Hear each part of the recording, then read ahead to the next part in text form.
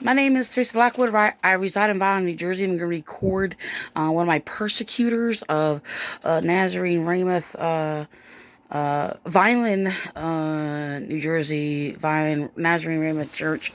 They destroyed my family, by the way, and I'm going to record his hypocrisy. He's also perpetuating the false version of Jesus. That actually these rules are basically to silence anybody who rebukes these evil false churches. Okay, they made their little rules before, claiming that people aren't of love if they they claim that, if you call somebody a liar for being a liar, they're death words. Not the liars who basically speak to lie. Like, they who spoke lies against me, made up my thoughts, made up my life, and just slandered me, destroyed my family. So you're going to hear him do this with Jesus, by the way. And he demonstrates as though he knows Jesus, and claimed that Jesus walked, they saw Jesus play out these things in their life. And I'm just going to record it. And this is the thing. The lie will destroy people's lives. Like their lies bury the true Jesus. Okay? So, if you call them a liar, like Jesus called them liars, and fools, and blind, which is the same as calling them stupid idiots, they're going to make those rules against Jesus, by the way, and claim, oh, Jesus never did that. So, even though in the past he has basically made claims that, oh, well, Jesus spoke harshly and James spoke harshly against these people, and all these things. And that was after I basically spoke about me being harsh against people mentally abusing and harassing me. Basically, it comes down to psychological torture, mind rape. So, the thing is that this guy said Jesus spoke to him. No, he did not. Excuse me. And told him he is, I don't know, whatever he says, forgiven, under grace, and all these things or whatever. That's absolutely not true. He does not know Jesus. This is why he lies and deceive. I'm just going to back up a little bit. There's another a sermon I examined by their main leader, their dangerous cult leader, William Clay. He basically is pretending he's speaking against being dangerous by speaking laws of justice against their horrific false doctrines that basically destroy society. So, I just want to let you know, these people are rooted in the false doctrines of John Wesley, the John Wesleyans, and basically a lot of their false doctrines is laced through the Holocaust, by the way. So, and I found like a lot of connections between actually Calvinism and John Wesley, who were basically opponents against each other and refuters against each other, but they were both against Jesus Christ. So they made rules against Jesus Christ and Christianity. So I'm actually going to record Eddie Haney, and it's like they do the same thing with me. Like, say if okay, say if I'm enjoying myself, laughing or something like that, right? And I'm online and somebody bullies me or whatever, and psychologically tortures me, says all kinds of mean things or whatever. If I get angry and judge them rightly and rebuke them, right? Um, I'm actually, you know what? I just want to. I don't know. I think my responses are always different online, so I'm gonna sit there and interact with these people. Like, for example, they are bullying me, so he's going to sit there and pretend like, oh, he said, Jesus said, oh, Jesus didn't sit there and call people liars and um stupid and idiots or whatever, because they're basically trying to basically play one circumstance against another. Okay, let me just put it this way. So, like, if I'm okay, let's put it this way: when I've encountered people being abusive towards me, right? I have reacted in different ways, and it all depends who they are, what is being said, what is being done, right? So, um, To one person, I am more submissive, trying to be understanding and trying to reason with somebody who's attacking me, right? To another people or another situation, I may go off, and it all depends, like, time has passed and basically circumstances that are adding up or whatever. And I basically rebuke them in truth, right? But it all depends what the circumstances is happening. So the thing is, while I may get angry at one, sometimes I'm actually not angry in another situation. And it varies. Like I said, they may even say like the same thing. It all depends just many things. How I'm encountering the person, who the person is, and how I react. All the laws that are taking place, the sin and the law that are taking place in all these circumstances that are happening.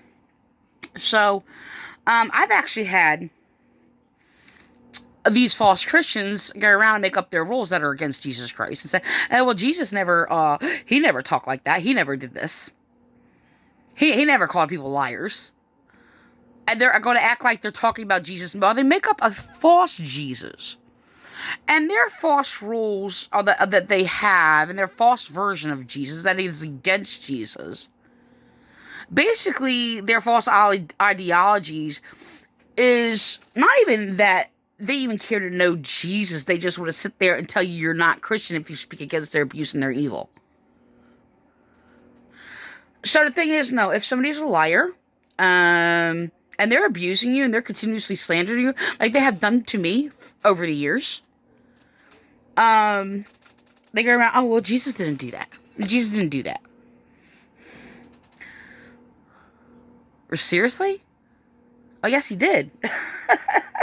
So the thing is, yes, they have taught this church, after I taught it, by the way, then I was making my point and I was using it against other pastors they colluded with, Frank Appolito and all these other things. And you notice these churches are graveyards, like they're spiritually dead. And then when I spoke against these people being spiritually dead, one of their pastors, Frank Appolito, in their circle, basically try to pretend they're speaking against people being spiritually dead. It's kind of like William Clay trying to claim that he's speaking against being dangerous because they called him a dangerous false pastor. So the thing is, he knows he's deliberately not in the same way as other people. Like, okay, there's people scamming people, right? And they're teaching false doctrines, manipulating people. So William Clay does it in a different way. Strangely. I never seen that before. Somebody's trying to mimic these behaviors. So there's these play also on these things where they're trying to challenge between, like, I basically spoke against them going around committing crimes against me, sinning against me. And then, like, claiming that, like, I'm under trial. They're trying to play God, but they only could play the Satan is all they can do. And so even he read across it later on, because when he read James, out of James, and where it says God does not tempt us. So, and people have taught that. Now he read it, and then it's being played over again. Like, you know, people are saying that. So now the false pastor here is teaching that, you know, God tests us. He tests the hearts. The thing is, when I was there, though, they were playing this thing where they were testing people. What they were doing is lying and deceiving people, messing with their heads. Like gaslighting and doing all these things or whatever, and basically falsely judging you based on whatever their false ideology is, to your reactions to whatever abuse, after they abuse you and do all these things or whatever, right? Bully you, slander you, and then claim you're being tested. Oh, to see your reactions and all these other things. This is the thing. Christians are not... I have never ever tested anybody in a way where I'm going to sit there and commit a crime or abuse somebody or any of these things. Manipulate somebody and then, like, see people's reaction. It's like, there's a thing. You ever see that show, like, What Would You Do? This is what this pastor does, except What he does is he actually commits sins against people. Or he sets up these situations or whatever to see people's reaction, but he's only sitting there falsely judging the reaction based on what he expects people to react by his false ideas. So he sadistically even has expressed it in a sermon not too long ago, presented this enjoyment of pain and suffering on people. So, going around, well, what if God, wants you to go through that or something like that? And it's just like, we don't do a what if God. That's not even faith. What if God, thinks, put you through this trial or this? I don't know. This is another video. I'm going to focus on this one. Look, they don't know God. They just make up things about God and Jesus. So I'm going to record this. And, this guy's speaking against himself. He's speaking against Jesus. And, so I use a verse a lot in regards to, I just looked up again. I'm trying to think if I close it out or not. I don't think so. I just looked that up again.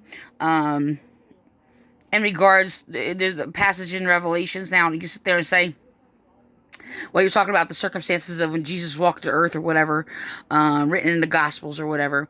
Like that's under the books called Matthew, Mark, Luke, and John. So we'll stay in that position. Regardless, Jesus called people hypocrites, right? Now the thing is, most of these church people, right? As I have experienced hundreds of people, that they will label you as a hypocrite for correcting their hypocrisy. Okay, this is what they do. But the thing is, there has to be a description to identify that this is a hypocrite, or it is slander. It will be a lie. Okay, so basically, when they sit there and claim that Jesus never called anybody liars, or idiots, or stupid, or anything like that, or whatever, if that is a lie, they don't know Jesus, or they willfully know Jesus and willfully rejected him and trying to portray a different Jesus. That is not the case here. So I'm going to go on. I'm just going to record this. This is all lies that he's speaking. We Christians are not going to do this. We're not going to. Look. Okay, well, I'm going to go do another video on that. I'm going to record this real quick. That story with, this a woman who's caught in adultery, and they're about to stone her to death. I mean, she's been thrown by a group of guys. She's a woman. She's a nobody. She's been caught in adultery, and they're going to stone her to death. And Jesus doesn't come in and start, oh, what are you doing? You guys are whatever. You're idiots. You're morons. What are you, a bunch of sinners? What are you, a bunch of, he doesn't very calmly walks in the midst, and he just very calmly just kneels down and just again quiet and begins to write in the stand and thinks about what he's going to say and just ultimately says, hey, those without sin, cast the first stone. That's all he had to say. And what do you answer to that question? I just want to let you know that passage, by the way, is not in any original transcripts, and noted it can't be found anywhere, and it was recognized as it being to a side, as being a footnote that was inserted, and in the word-for-word translations, I don't know about these other forged Bibles just aren't the Bible, but in translations, it will add in the bottom that this was like basically a footnote. Maybe somebody was trying to observe a scene or whatever. The thing is, the principle of the matter, it's okay. I gotta do another video on that because I only have like 30 minutes on this phone, so I'm going to continue recording. What is left to do? What is left to argue with?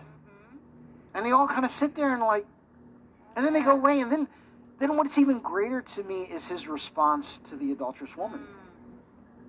He didn't condemn her. He didn't give her a long speech. He didn't sit there and point out all the things she's done wrong and how sinful she's been and all of those kinds of things. All she simply said was just look up. That's what Jesus did to people like them. I actually want to call them I had a name for it. I just came up with it like a couple weeks ago. Not exactly Pharisees. They condemned, like, the Pharisees. Like, I mean, Jesus said, unless one succeeds, the righteousness of the Pharisees. Like, these people are, like, below. Like, they're worse than the Pharisees. They really, really are.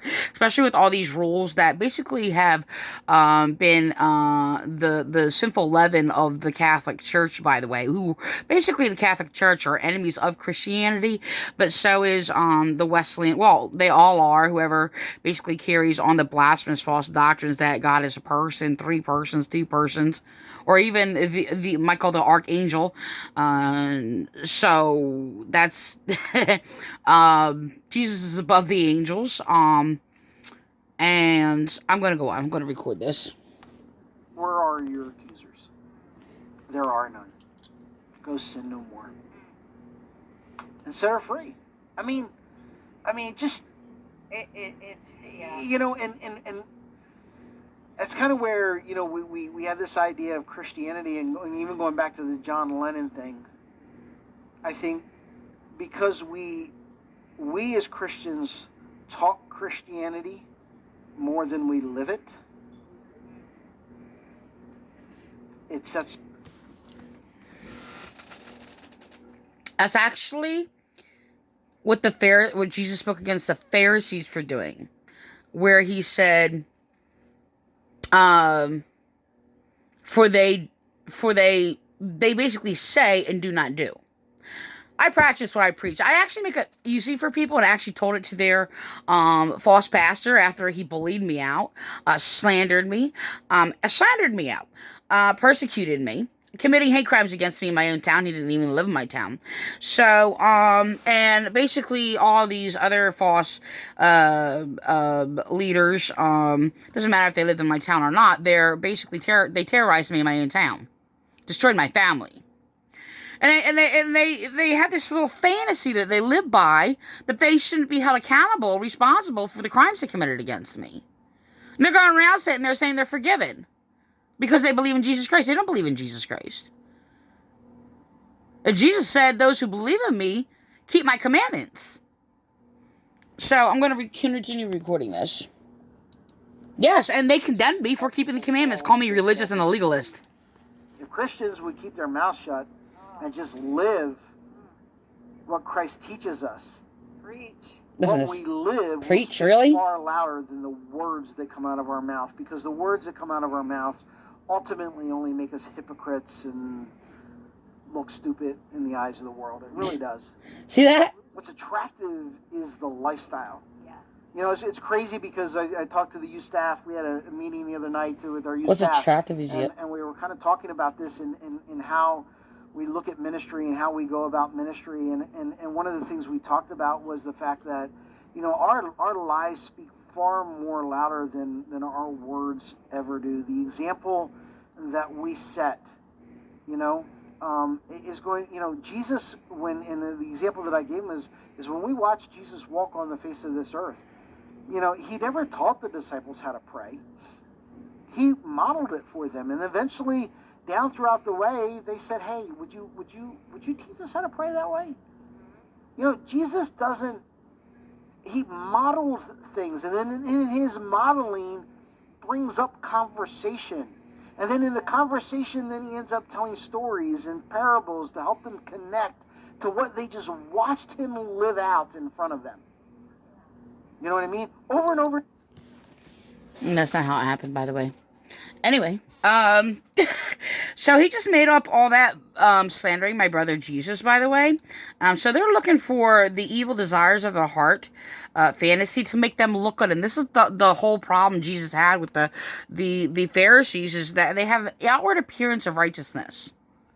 Okay? So the thing is that, they go on this thing about lifestyle. And like, oh, your lifestyle. And their lifestyle is basically, oh, wow, what? What do you mean lifestyle? Lifestyle?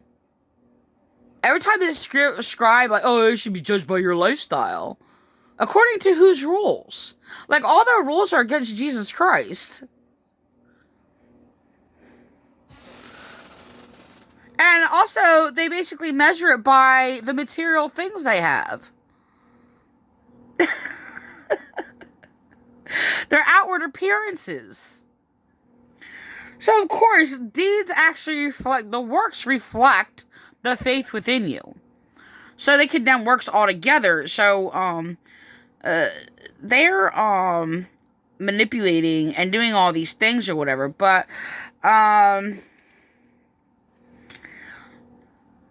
okay. So I looked up fools. I don't think it's, okay. Alright. They actually just went over this.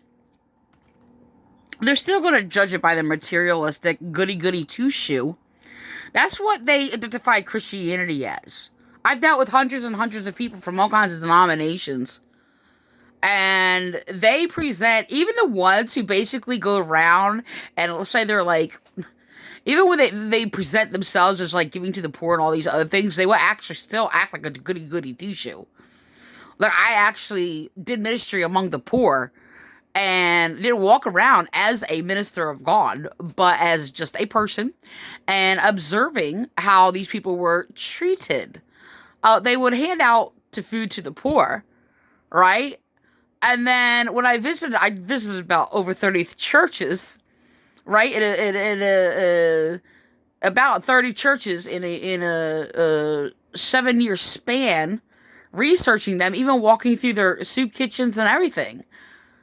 And so, I mean, I had a number of churches where they're sitting there and people wait outside in the freezing cold and winter have to wait in line till they open the doors. Right? But yet, when you're in church and you basically are among these people, there was actually a pastor in Vineland who basically said, I was wondering why the doors were locked because I went outside, went to come back in. I'm like, I couldn't get in. How come? Like, oh, well, we don't, this is the person who was holding a soup kitchen. Well, we don't want those to come in here and eat with us. This is what they said.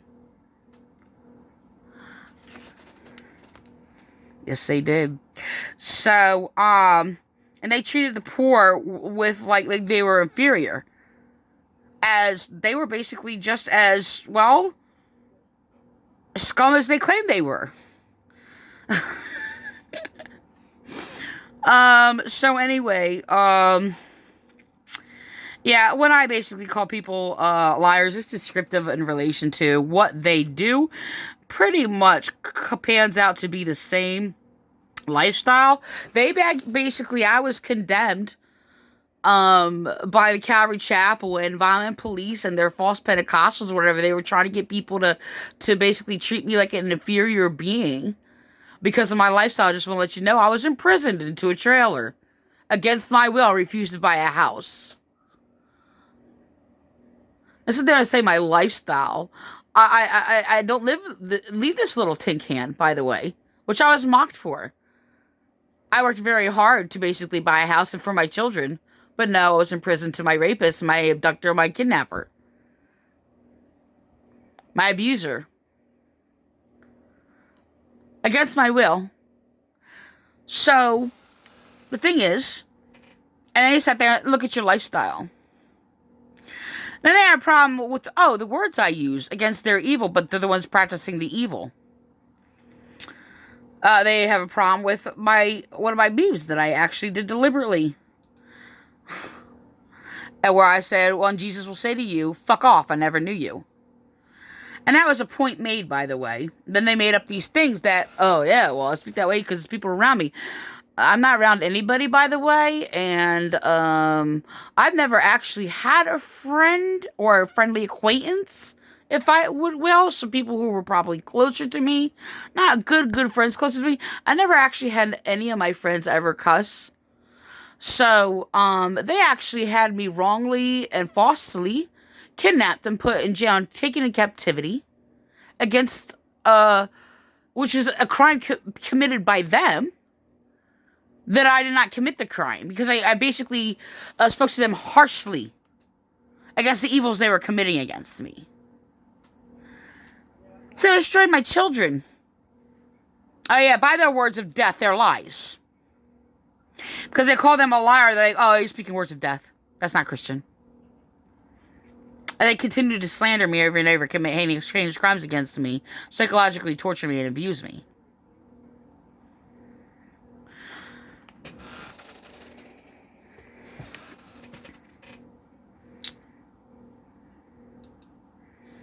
That would be this. Also, the one of Ramoth Church, also the same.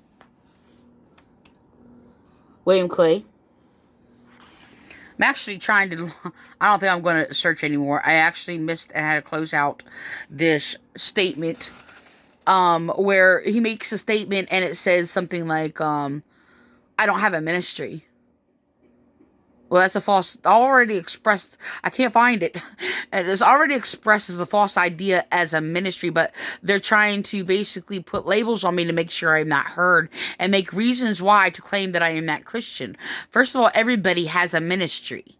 They're trying to own ministry and capitalize ministry, which makes them not Christian. But I have encountered like that before by the fraudulent Pentecostals who have no relation to the Pentecost in our Bible. All these cults call themselves Pentecostal. Created by the John Wesleyan Church, by the way, as they were created for cover-up, as a weapon. To defend themselves and cover up the psychological torture they do, and they still continue to do to this day. So, anyway, I encountered that before or whatever, and I wasn't allowed. These people were invited. These so-called ministries, these churches were invited to this thing at these Pentecostals I went to observe. And I'm like, oh, unless you have a ministry, you can't come in. So everybody had to sign in, and I signed in. I said, I have a ministry. Everybody has a ministry, and I signed in as the Church of God. Now, there is a denomination that's not Christian of the Church of God that calls themselves the Church of God. So, the thing is, none of them are of the Church of God. They're not of the ministry of God. That's what they're not. But they connect these things to material things. Rather, if you're registered as their business, which they claim is not a business, but as their business, as their building, as their whatever the case may be, and exclude everybody else and claim everybody else outside of their buildings, outside their societies, their cliques, can't be of God if they're basically didn't come from their church societies. That is not of Jesus Christ, and God did not create. They were not born out of the love of God. And the Pentecostal false holiness movement was born out of evil. The evil of the John Wesleyans and Catholics. John Wesley was a Catholic puppet, hiding all this manipulation. He was a domestic violence abuser who flipped things backwards, and they continue in the same sin, the same domestic violence, abuse, manipulation, cover up as a narcissist as always. Yes, the adulterer, domestic violence abuser of the 14th, 15th, 16th, whatever century of John Wesley. The circuit riding preacher, the ones who electrocuted people who had showed any signs of being a traumatized victim of abuse. John Wesley was a psychopath and he's in hell. So, this is Ramoth Church. Okay? So, I'm going to end with that.